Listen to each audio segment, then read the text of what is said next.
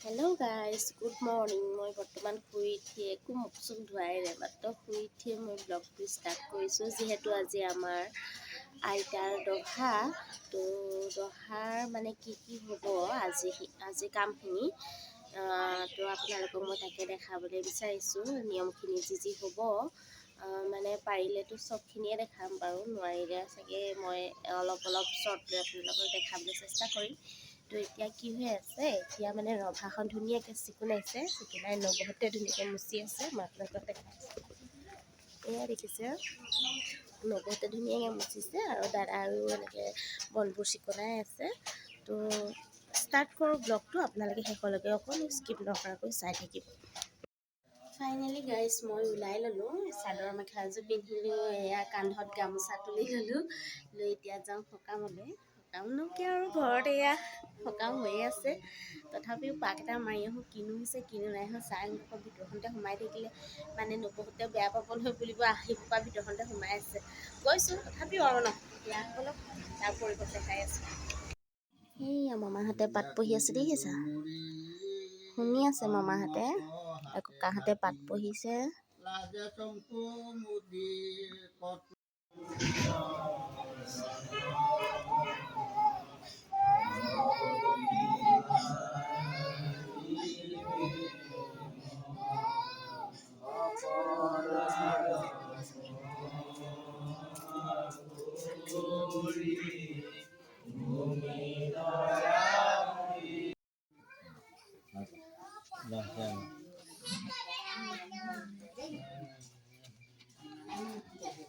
এতিয়া ইয়াত প্ৰসাদৰ কাৰণে ৰেডি কৰিছে, সকলো ভিতৰত আমি মহিলাসকল বহিছোঁ প্ৰসাদ খাবলৈ, আৰু বাহিৰতে ভকতসকল বহিব, তাৰপিছত জলপান খাবগৈ।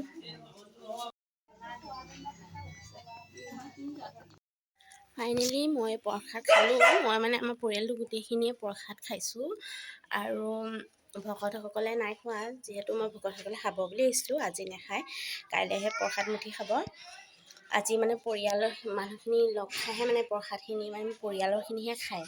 তাৰপিছত তেওঁলোকৰ কাৰণে মানে দৈ আৰু জলপান ঠিক কৰা হৈছে, যিখিনি নেকি আমাৰ ঘৰলৈ অনা নাই, সেইখিনি বাহিৰত কাষৰ এঘৰত থোৱা হৈছে, মানে নিজৰ খেলৰ মানুহ, আৰু তাতে তেওঁলোকে জলপানটো খাব। ঘৰখন মানে এতিয়ালৈকে মানে নাজানো ইমানবোৰ কথা, মানে তেওঁলোকে মানে কাইলৈহে প্ৰসাদ আৰু কিবাকিবি গ্ৰহণ কৰিব আমাৰ ঘৰত।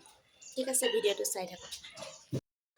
তো গাইজ কাপোৰ চাপোৰ চেঞ্জ কৰি মই আছোঁ এতিয়া ঘৰৰ পাছফালে, আৰু আপোনালোকক ক'লোৱেই যে প্ৰসাদ খালোঁ বুলি, আৰু ভকতে যিহেতু আজি প্ৰসাদ নাখালে, তেওঁলোকৰ যিখিনি নিয়ম আছে তেওঁলোকক শুদ্ধ কৰা, মানে আমাক যিখিনি ধূলা পানী দি শুদ্ধ কৰাৰ নিয়ম আছিলে, সেই নিয়মখিনি তেওঁলোকে কৰি তেওঁলোকৰ আৰু যিখিনি নিয়ম আছিলে পাত পঢ়াৰ পৰা আদি কৰি কিবাকিবি সেইবোৰ সকলোখিনি কৰি মেলি এতিয়া তেওঁলোক অন্য ঘৰত, মানে ঘৰৰ কাষতে আমি জলপান ঠিক কৰিছিলোঁ, যিহেতু ঘৰলৈ সোমাবলৈ দিয়া নহৈছিলে জলপানখিনি, আৰু কাৰণ ঘৰখন চোৱা হৈ আছিলে।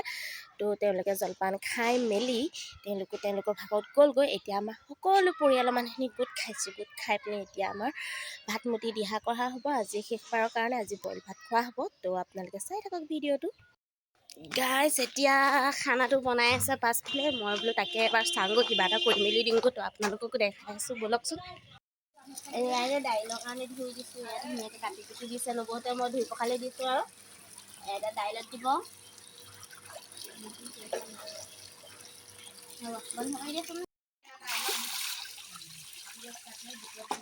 একদম। এয়া আলু ধুইছোঁ, এইখিনি যিহেতু পিটিকা বনাব লাগিব, চব্জিটো বনাব নোৱাৰে, আলু পিটিকাৰ কাৰণে ধুনীয়াকৈ ধুই ল'ম, তাৰপিছত আলু পিটিকা বনোৱা হ'ব।